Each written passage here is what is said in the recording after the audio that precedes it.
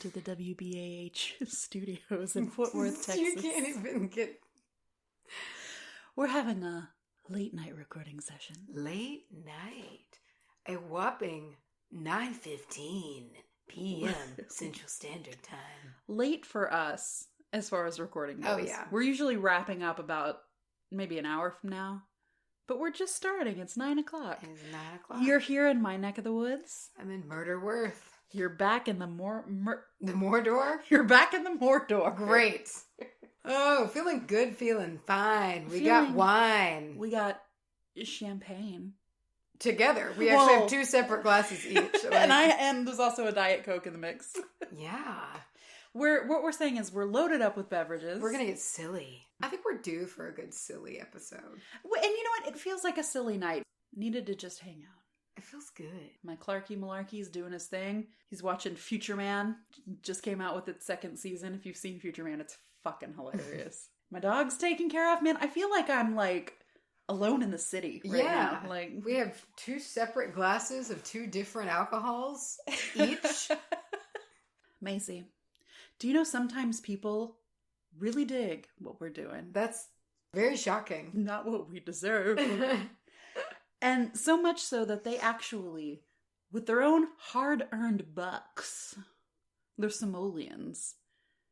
Listen, what I'm trying to say is we've got a Patreon shout-out. It is incredible. This Patreon shout-out segment. Oh.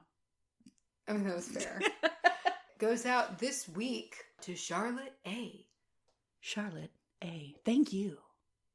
Charlotte A. Charlotte A. Thank you. There's also a whole group of people that I want to acknowledge. The last 10 episodes, 60 motherfucking% of our listeners come from Niles, Ohio. Whoa. That's insane. Somebody write us. Tell us what's up. I gotta tell you, I'm a little nervous about my topic today. Oh. I was torn between 2 topics. Okay. And I threw it over to our listeners, to our Patreon family. Yeah, they came in clutch. They did. And they were really strongly opinionated, too. Yeah. There was like a 90% difference here. Mm-hmm. I'm doing a Gods and Goddess episode, which you probably already discerned from the title. And it was like a 95% people wanted me to talk about Hecate. And I'm a little nervous because she's a big fucking deal. Mm-hmm. So that's what I got. That's what I'm bringing to the table. What are you talking to us today? I'm talking about something that I needed to talk about today because mine is definitely not working for me right now. Is it dead? It's kind of sad. Oh, I feel like it's the most me of them all. I'm talking about the root chakra. The root chakra is one that I relate to. I'm excited to talk about it. Like I said, I'm going to be talking about Hecate, and I do say Hecate. Some people say Hecate or Hecate. And Hecate makes me think of that book, Hecate Peg. I don't know if you read that when you were little. She's a witch. It's a book about a witch. And Hecate makes you think of Hecate. And Hecate makes me think of the cerveza, which sounds really delicious right now. Anyway. I admittedly don't know that much about her. I'm kind of a noob. Well, I'm glad that you are, because that's what's making me nervous. Is Hecate is, by a lot of accounts, the goddess of witchcraft. So it's not like I'm talking about like, oh, it's the god of corn or something right now. I'm going to do kind of a history-based Greek mythology, kind of where she comes from. And I have some thoughts. I think it'll spark some conversation. Oh, I love conversation. I do like a conversation. That is why we started a podcast. That is why. Like I said, she is one of the most revered goddesses throughout spiritual practices. She's a Greek goddess. However, and I have to mention this, it is suggested, and this is super highly contested, so I'm not saying this as fact, but it is suggested that she may have migrated to Greece from Anatolia, suggesting that she is leagues more ancient than we already knew she was. Yeah. You know, and that she's kind of adapted. In fact, even within Greece, she was one of the more ancient Grecian goddesses. Mm-hmm. So we do know that she was worshipped even before most of the Olympian gods as we know them kind of sprang about. And then she kind of got reworked. Sometimes she's shown or characterized as a titan, which blew my mind. I didn't realize she was a titan. She sometimes is referred to as a titan. Some people take that as fact, like she was a titan. Yeah. And some people are like, well, she shares quality, you know what I mean? Or Yeah. she was the child of a titan. Yeah. That's kind of contested. I like to think that, like, if she's that ancient, that kind of makes sense if she would have been. And that is so badass to me. And in her kind of titan form, she was the protector of humans. Cool. Not all of them were great fans of humans. So when one came along that was a protector of humans, they were very deeply loved by the humans because they're not trying to Which makes sense. Yeah. You know, she was one of the ones that wasn't trying to kill them, enslave them. Meddle with their lives on the daily. Or give them all kinds of unwanted babies. Yeah. So she was very, very, very loved by the everyday ancient Grecian. When she's not viewed as a titan, when she's viewed more as like a child of other goddesses. She was the only child of Perseus and Asteria. Oh. She has power over heaven, earth, and the sea. So she's not just stuck into one place. She's kind of like rides the line between the underworld and the afterlife and this realm and that realm. So she's kind of an omnipresent thing. She is a triple goddess, which means she's represented in her maiden, mother, and crone. All right, so she's the mother of, if we're looking at old Greek tradition, she's the mother of Circe, who is also a big deal in the witchcraft realm. Yeah, she's the witch in the Odyssey. Mm-hmm. Also a goddess of witchcraft. And a lot like her mother. She loves brewing potions, and she's all about like medicinal herbs and stuff. Seems like she might be a little nicer than Hecate, but we'll see. That can be up to, you know, she's more about like making medicines with her herbology, whereas Hecate is like, she might fuck with a poison. She does live between the worlds. She's not completely earthly or completely otherworldly. So heaven, earth, also the underworld, which is hilarious. I have like a little story that I just learned today about her like relationship with the underworld and how she kind of started to be seen as this goddess of the otherworld. But we'll get there. In Athens, she was widely worshipped. They freaking loved her. So in most homes, she would have like a little area little altar to her that they would leave her offerings at. And she was so popular. And this is funny to me. This is actually blows my mind. She was so popular that not only did she have like her own little shrines where people could go worship her, but even in other people's shrines, she would have like a corner for herself. So if you went to one of the other gods' shrines, she would still have her own little corner tucked away. So that's how popular that she was, that even if you worshipped other gods or goddesses, she was probably still there looking at you. Like, you're going to talk to her at least. Exactly. There. So at her shrines and the shrines of other people would leave offerings of food. They would leave her offerings of garlic. She loves some garlic. I understand. Eggs, she's really into. And that kind of makes sense later on when you understand that she was the goddess of transitional phases. So the egg has a, you know, you can always look at the egg as like a sign of like birth or a sign of change. So people would leave her little eggs for exchange for her protection over themselves, their home, from intangible evils.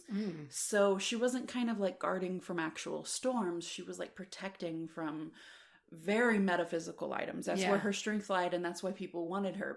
There is a legend, and this is what I was going to get into earlier, and I think this is so cool, and this completely turned the tide with how I thought about her, because I was like, okay, yeah, goddess of witchcraft, she likes this, that, and the other, but this shows how much of a fearless badass that this idea of this person is. If anyone's familiar with the story of Persephone, she was kind of taken away by Hades to go live in the underworld. However, Hecate, to find her, uses her torches, and Hecate is very tied to her torches. You'll see her in statues and in art holding a torch, and it's very symbolic of shining light onto things, and she's lighting up the darkness and that kind of thing. But she took her torches, marches her ass into the fucking underworld, uses her torches to go on nighttime searches, finds her, and rips her ass out of the underworld. But not only that, not only did she march in like unafraid, found this girl, and she's like, come on, baby, we're going home now. Not only that, but she decided that, you know, she kind of liked the underworld. And she decided to kick it there and made it like her home. So cool to me that like she went there, wasn't afraid, and then also was like, yeah, I like this place. This is mine now. I could chill here. Yeah, this is mine. You run home, go home to your mom, because that's who she was working for. She was, you know, helping her find her daughter. She's like, you go run to your mom, and I'm gonna be like the goddess of the underworld now. I'm just feeling it. And Feels right. And that's where she stayed. Okay, and she was also never without her dogs. I like that. She's very tied to her dogs. Animals in general. She has like a very strong rule over animals, and particularly black dogs. Oh, little Jorah, handsome. Yes, actually, yes. And not to make it weird here with my next thing, but it was not uncommon to sacrifice black puppies to her. Jesus. Sorry, I know you just talked about your dog, but at this time it was not like a horrible barbaric thing they were doing. Like in their minds, they were sending her a puppy, you know. But that's horrible. It is horrible. But there's whole places, there's like whole temples where they would go and sacrifice black dogs and black puppies to her because they knew she loved them. Yeah. So they're like, here, have it. You know? Take 80 million of them. Have fun, Hecate. Yeah, she's just surrounded by dogs. God damn it. I don't like them anymore. Stop. I like other things too. Just stop killing them. But yeah, so she's chilling in the underworld, and every once in a while, you know, people would send her down a new dog to hang with. She's also depicted with keys, torches, surrounded by gates, or she'll be standing in a doorway, or at the crossroads. These are all symbols of either protection or they're symbols of change, are all symbols of places where you have a choice to make. The energy is about to change in some way or another. Keys are viewed as very protective. Of course, the torches are viewed as protective, like in times of darkness, to kind of light up and see what you're looking at. So a very, very protective kind of background. And the dogs, I mean, if you've got 400 snarling dogs with you at all times. All right, so that's kind of the history. There's a much wider view, and it's like to get into what everyone thinks about where she came from or what her name means. There's so much of it, you know, but hopefully this will like spark some interest in someone, and you can kind of go off and find out what you believe. So now onto her magical associations. She is the goddess of witchcraft, yew trees, which are deeply tied with paganism, so that's cool that it's kind of like her thing. Roads, travelers, crossroads, domestic spaces, purifications, spirits of the dead, and dogs. I like that. She also had great knowledge and great affinity for plants and horticulture, particularly in the making of medicines, psychoactives, and poisons. Okay. You don't want to mix those up. Girl liked to party. She could have a good time. Mandrake and Belladonna actually being two that were favored by her. So I think that's all you need to know. Mandrake and Belladonna were her favorite. That'll tell you a lot about a girl. The colors she's associated with are black, orange, yellow-orange, and red-orange. I thought it was interesting that she's represented by these colors that not only represent the darkness, like in the black, but also colors of like flame from her torches. So I thought that was really, really well thought through and really interesting. Also very Halloweenish. Yeah. And she is a dark goddess, so she does rule in the dark part of the year. So Samhain is a excellent time to like honor her and connect with her and yada yada. She is the goddess of thresholds and boundaries and changing times. So in this way, it's said that she is the goddess of, and this was just so vague and so like black and white period. It's just like she's the goddess of birth and death. Okay, great. Thanks.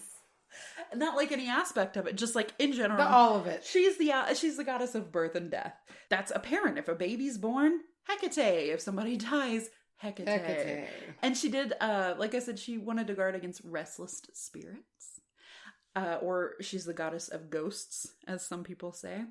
But a restless spirit, I wanted to talk about that because it, like, not all spirits that like went to the underworld were like restless spirits. You know, not everything that wanders around is a restless spirit. So It's not like she was goddess of all ghosts as we would know them today, but I think ghosts used to have more of a meaning that was a little more spooky in nature. A ghost was like a ghoul. A ghost was somebody who had something to prove, whereas a spirit was the soul of somebody who had moved on. To honor her, if you are interested in incorporating her into your works, you can plant a yew tree. Oh.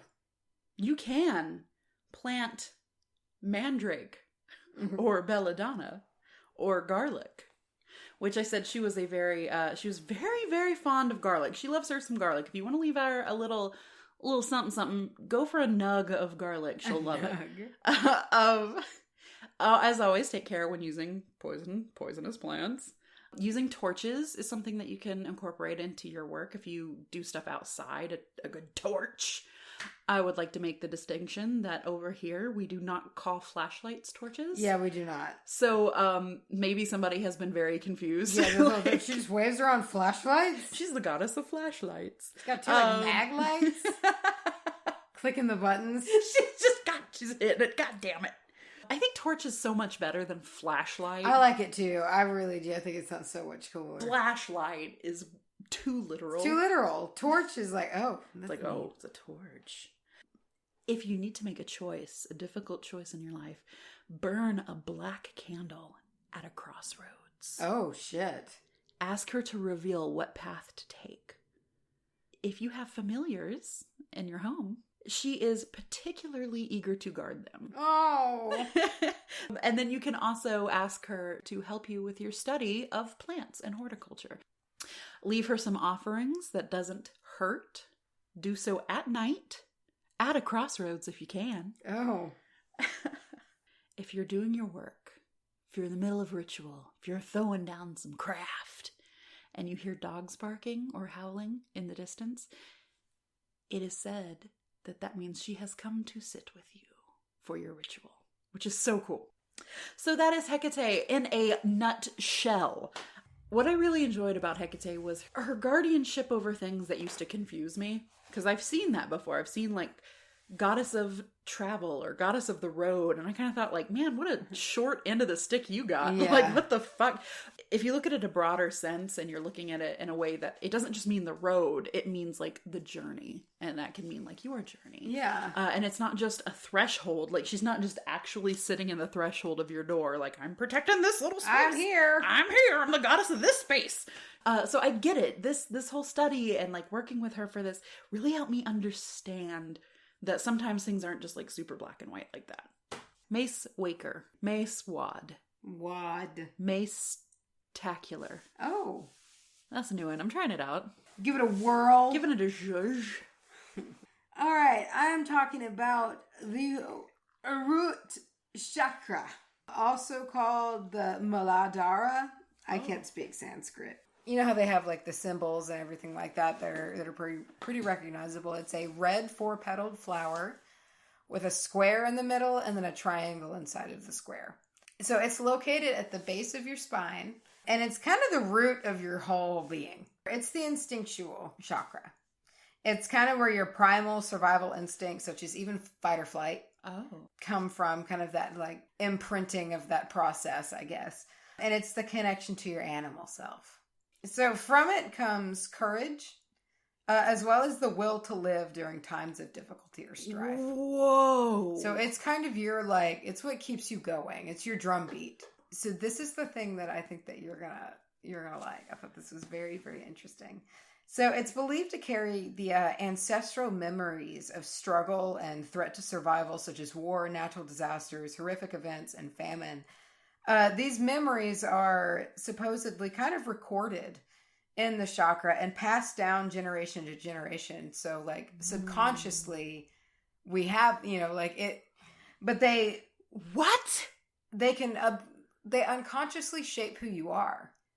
So wait, okay, hold on. So we have like a collective memory of our ancestors kind of stored. But particularly times of strife, struggle, famine, war, like those traumatic type things it's almost like they're recorded in that energy center. And while they may not be vivid memories, those emotions and those feelings and behaviors that resulted because of them can kind of influence you as like that chakra is passed down from generation to generation. Whoa. That's pretty interesting. That's really insane. And all I can think about is like when I fire gazed and like felt that horrible sadness from someone who I think is connected to me in some way. That's insanity. While all 7 chakras are connected, it's really important to balance and clear the root one first. Oh. Because if you think about it, it is your foundation, and how are you going to start fixing other stuff when your foundation's fucked up? True. So if you're working on balancing everybody, just kind of make sure that your root is taken care of as well beforehand, just to kind of make sure you get some little extra oomph. It's also the foundation for like further growth. So any work that you're trying to do to expand or clean your chakras or anything like that, work with energy, it's good to have that almost grounded in a sense. You know, you have your chakra all ready to go. Ready to go. I've got my chakra all ready They're all to go. reared up and ready to go. Sounds like a Tech 9 lyric. I've got my chakras ready to go. Oh, God. That was a terrible Tech 9. Sorry. An impaired or unbalanced root chakra can, they're really common, first of all. This is like one of the most common chakras to be out of balance. And there's a very big reason why, and there's not a whole lot of control over it. It can come from your upbringing or past traumas, anything like that. So growing up in, for instance, extreme poverty, childhoods of physical abuse, sexual abuse, divorce, it can threaten your sense of survival from a young age. And if so, that can affect the development and strength of your root chakra, which is your base survival instinct. Just like how the ancestral memories can shape your being, that upbringing can also shape your chakra structure almost, or like its ability to function in the way that it needs to. And that's really interesting. I would like to see, I guess there's no way to really see, but I would like to know some kind of correlation between the psychology of someone who did grow up like that and now why they are the way they are versus like what their root might look a little bit like, you know? I wonder too. So when it's out of balance, it can lead to existential issues and also like relationship issues. So here's some signs of an impaired root chakra, and these can either mean, and I'll explain a little bit afterwards, these can either be that it's overactive or underactive. But if it's overactive or underactive, it fucks things up for you. Oh no. If a loss of control is alarmingly scary to you, you feel like there isn't enough to go around, so you have to fight for everything that you get or be hyper protective of it. If you are constantly hyper aware to perceive any signs of a threat that can be happening, like if you're always kind of on guard, even in public places, things like that, and just you feel disconnected from people and nature, you're a workaholic and you obsess over money. And I'll explain that one in a little bit. That was a curveball. Well, that also seems like it might tie into there's not enough to go around. It does. Yeah, that's exactly right. The symptoms I just listed, they can kind of vary depending, as I said, on if it's underdrive or overdrive kind of. So deficient symptoms are more the ones about being withdrawn, anxiety, lack of trust. While the hyperactive root chakra, that's what leads to the greed, overworking, and aggressiveness. Because it's like, not only are you your primal self and you're balanced and you're grounded, it's too much. And you almost are an animal and you're protecting everything that's yours and you're very aggressive. You're an animal in a suit. Yeah. Pretty much. Wow. The Sanskrit name Muladhara is a compound word formed from the words root and support. So, I mean, even way, way, way, way back, that's what this is. They're like, this is your foundation. Yes. Many of the root chakra's control areas match. So this was something that I've just kind of put together. It reminds me of it a lot. So I don't know if you remember the concept of Maslow's hierarchy of needs by any chance. Okay, so the root chakra really reminds me of that.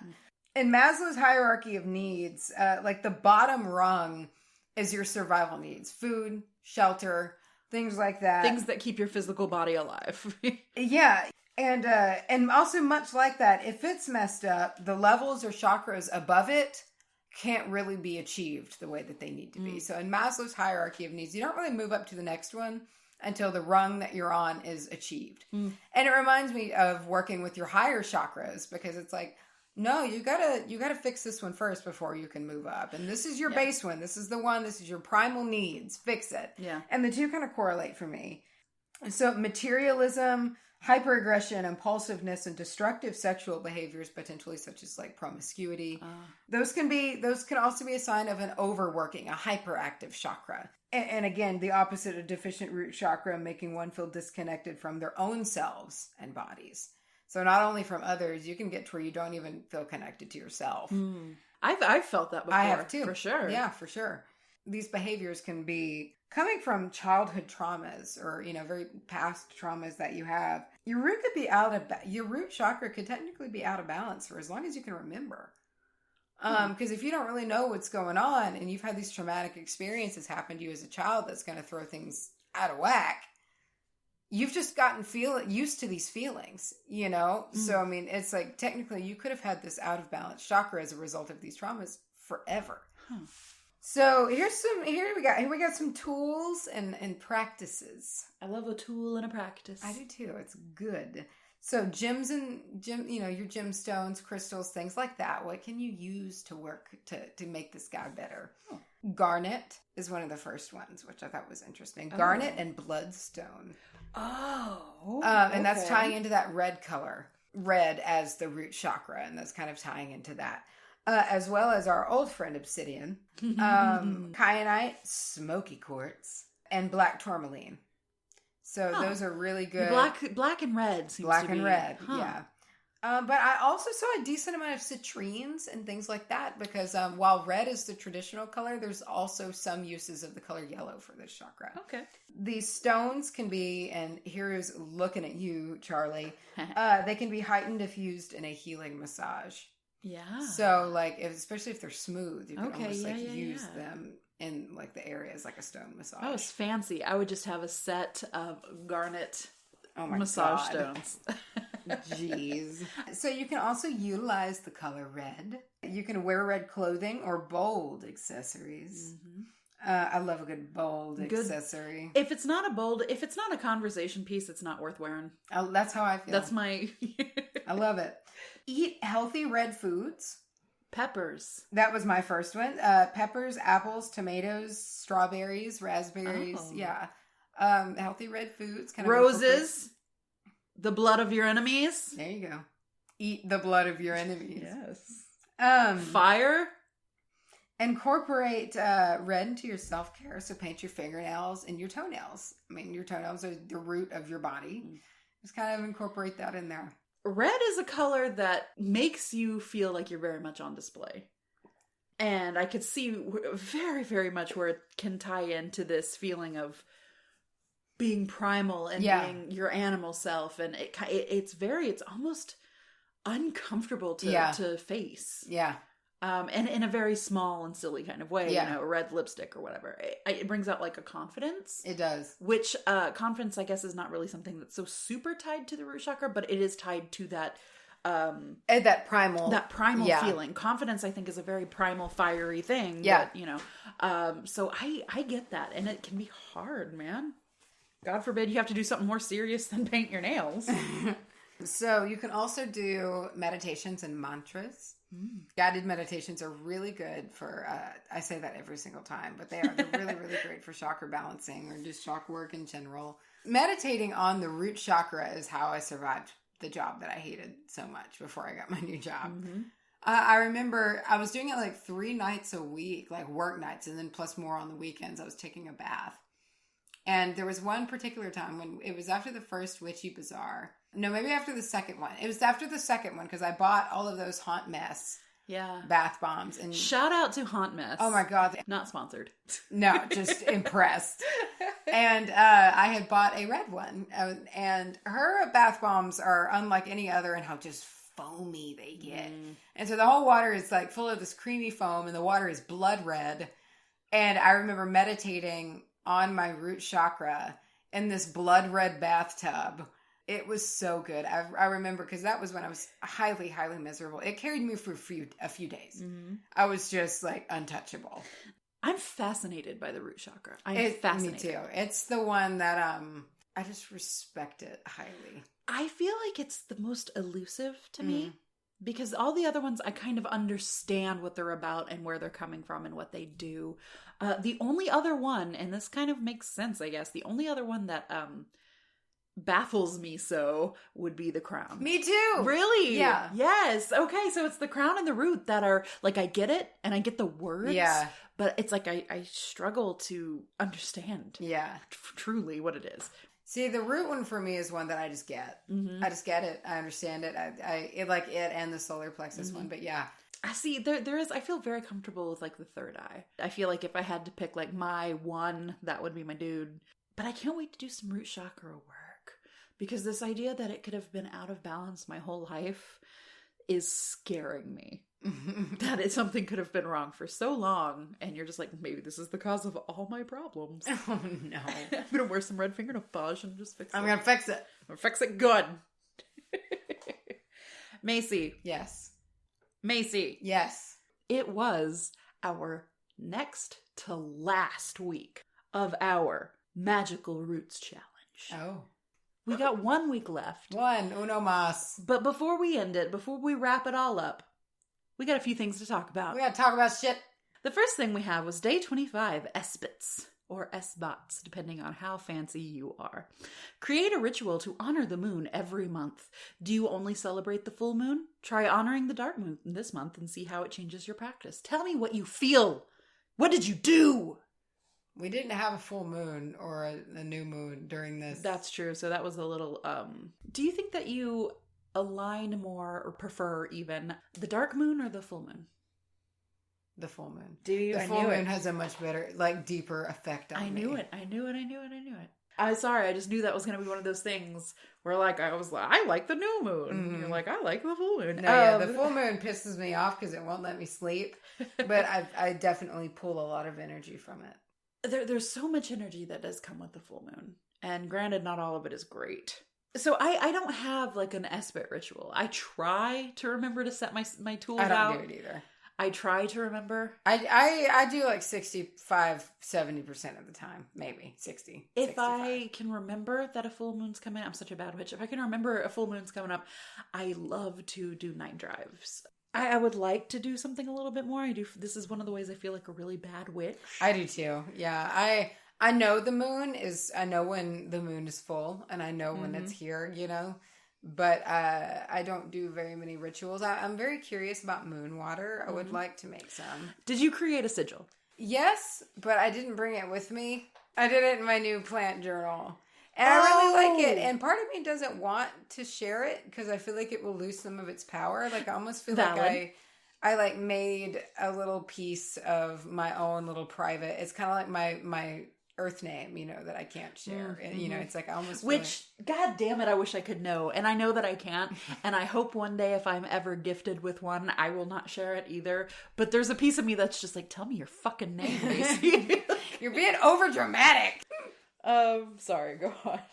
No, I feel good about it. I want to use it during my cleansings and things like that. Is it is it specifically plant like derived? Because you were talking about... No, that plant journal is just kind of turned into a journal. Oh, okay. I also put my plant studies in it, but it's also just like a little grimoire, just like a little... Nice. Little journal. I created one today, actually. I've had a bout of the feeling downs the past couple of days.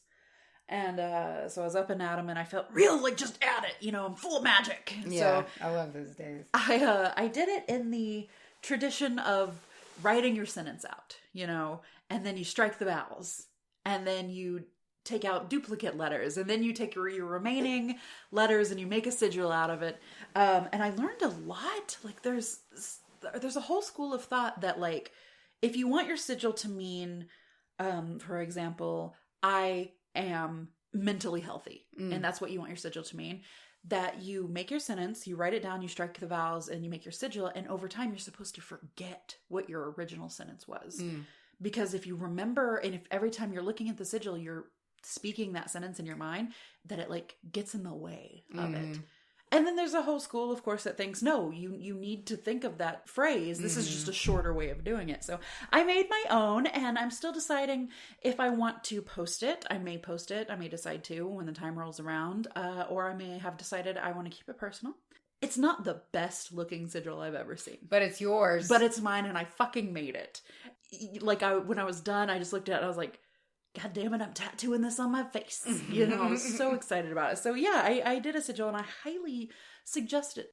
All right, here we go. Here's the last topic on our next to last one. I'm getting sentimental. Except I'm not, because this one I breezed by. And I think you probably did too. Healing. Focus on some self-care today. And last week we joked, because it's like every week it seems to be like self-care. Focus on some self-care today. What are you doing in your life to bring health and vitality to your physical and emotional body? Do you practice magical healing or energy healing like Reiki? If so, practice some healing magic today. If not, take some time to learn. Oh, very aggressive. There was more to that, but you get the gist. And to learn. It felt stern where I stopped it. So. I like it. I did a little bit of a mix. I did a little bit of a mix of shit because it's been tough. This week was a tough week for me. I was not very connected. This is actually probably some of the most unconnected I've felt in a while. It's the winter blues. They've got me. While I didn't have like the spiritual focus to do a full-on thing, I did a lot of little things. I would do little periodic Palo Santoings or, kind of anoint myself with sandalwood oil and like sigil, or do some runes for strength, or little things like that, because I don't really have it in me to do like a full-on thing because I'm just not feeling it right now and I hate it. And I think that's healing, to kind of almost like in a root chakra kind of way. It's like your base level. You're like, I'm keeping this healed enough so I can make it through. Yeah. When I'm not feeling up to it. So for me, this was particularly easy. If you've been listening to the show for a while, you know that our abilities, I guess, is Macy's the empath and I'm a healer. So this one was super easy for me. I do a lot of healing every day. I'll kind of throw it to people who, healers out there will understand. Someone passes you and you're like, oh, they need this. They need this, and you don't know them. You might kind of stay longer on the aisle at Walmart that they're on. You don't need anything anymore, but you're standing there because you're like, pretending to look at a soap bottle while you're sending them like healing energy, and then you're like, hope that works. Oh, I did take the time, however, to look up something that has always perplexed me, and I've mentioned it before, and I've definitely mentioned it to Macy, but when I do massage and when I do like actual touch healing and stuff like that, sometimes I feel like this itchy energy in my palms, or like it would even be sounds hot. like buildup. That's always what I thought. I was like, oh, this has to be like a buildup or something. So I finally looked into it. There was a lot there that said like, yes, that can be a buildup that needs to kind of be cleared out. And that's kind of what it feels like. It feels like maybe all the valves aren't on, I guess. But I saw interesting things online. Some people said that that's a sign that healing needs to be done. So either within yourself, or what I think is when I would work on people with massage, they like in a place, they would need it. Then my palms would itch, and I'd be like, well, I hope I did something for you. But it can also be, and this is super interesting, it could also be that one of my energy centers has spontaneously activated. Oh. And it can be like a side effect of that. Like, it's almost like I could feel that like extra energy like coming out, that way. That. So that was really, really interesting. And then my favorite, the old wives' tale. If you have itchy palms, that means you'll be coming into money soon. Oh, okay. So I like that one. I'm going to go with that one. Macy, do us the honor. Do us the service. Do us the good. The flavor. Do us the flavor of reading us our very last section. Next week, you ready? Are you ready? It's our last one, Mace. This one's funny. Day 28, magical podcasts. Find a witchier pagan. Oh, pagan. Pagan. My name's Pagan. Find a witchier pagan podcast online and download one episode. Magic isn't always stuffy or serious. Sometimes you have to enjoy the fun things in life, like us. Not serious, but we're fun. Day 29, astrology. Find your moon sign. Oh. You will need to know the date and time you were born and read up on how it influences your life. But yeah, so there's sites you can do that on to build out your birth chart, and it will tell you. And there's so much more that's in that. It's like pages and pages and pages and pages of shit that explains a lot about your life. All right, and day 30, Make a commitment to yourself. What practice are you going to continue past this month? Take a few minutes today to write about your journey over the past 30 days / 10 weeks and see how this challenge has affected your spiritual practice. Are there things you want to keep from this challenge? How have your thoughts changed about yourself and your craft? In the briefness that we've touched on things, I have learned a lot, honestly. I have too. I really have. Even if it just, all we did was kind of think about it for a little while. Yeah. I've really learned a lot about what I like, and we'll go into more of that next month, but next week. We got a review. Again? Yes. We're getting reviews all the days now. All the day long. All day long. This one was by a great name. We got written by Wednesday Adams. They said, they are so lovely. When I'm listening, I feel like they are with me and not far away. Aww. I'm not alone. Aww. That makes me happy. That does make me happy. And you are most definitely not alone. No, you're absolutely not alone. Join the coven if you haven't already. Yes. It's an excellent community. You will never feel alone. Yes. We're doing a lot of talking about Join the Coven. So if Join the coven. If you want to know, if you would like to know, you can email us over at wbahpodcast@gmail.com. Call to action. Official call to action. Oh. Email us your spooky stories. Yeah, we're not playing now. It's getting real. Email us those meta-fizz recipes. Okay, that's also highly important.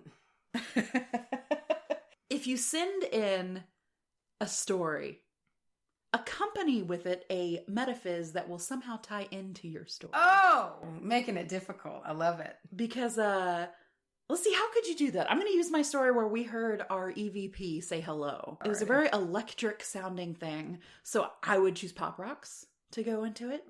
So it'd be like kind of bzz, bzz, bzz. Coffee, maybe. Like a coffee, I don't know, but it would be very like Pop Rocks and coffee sounds gross. That sounds horrid. But you know what? You know what? It would be a glass of champagne. Okay. With Pop Rocks around the rim. Okay. That's what mine would be. I like it. And a little umbrella that says hello.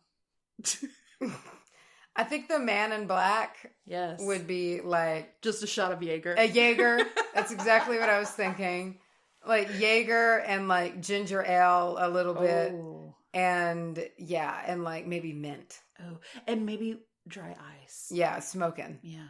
Yeah. See, that's what we mean, you guys. If we can do it, God knows you can do it. Instagram at Witch Bitch Amateur Hour. Macy, where's our Twitter at? Bitch Hour. Facebook at Witch Amateur Hour.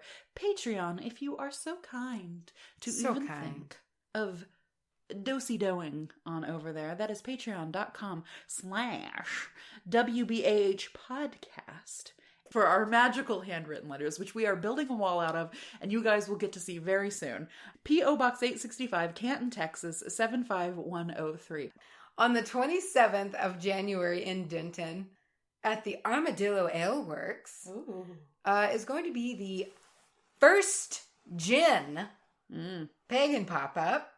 It's going to be super fun. There's going to be like 20 vendors there, live music, Cajun food, beer, and like live tarot readings and all kinds of cool shit from 12 to 8. And it's going to be so fun. And y'all should be there. We'll be there probably for the majority of it, if not all of it. I'm really amping up to maybe not get there at noon. No, yeah, but definitely close it down. Definitely close it down. I would love to do that. This is presented by some cool people and also friends of the show. Yeah. Brew House. And then there is the lovely Marrow and Moss, Armadillo Ale Works, and Horror Freak. Oh, I'm so ready for it. It's going to be beautiful. We have had people over on the Facebook Coven talk about making quite a drive. That will be the day after Macewad's birthday. Yeah. My birthday! My golf Damn it! So come tell her happy birth. Happy birth. And I think we are, until next time. I need to stand up and stretch my spine. Until next time, Macy needs to stand up. Until the next episode, I need to stretch my spine. Macy will be needing to stretch her spine. I need to be on one of those medieval wheel stretchers. Ooh, or those things at the chiropractor where they gently stretch you apart. Dump you upside down. Yeah, man. I don't know what they do. I've never done it. Oh, an inversion table? Yeah. Those are the tits. I do those all the time. Until next time, this has been... The Witch! Why are we so gross? Why are we cowgirls? I don't know. Amateur.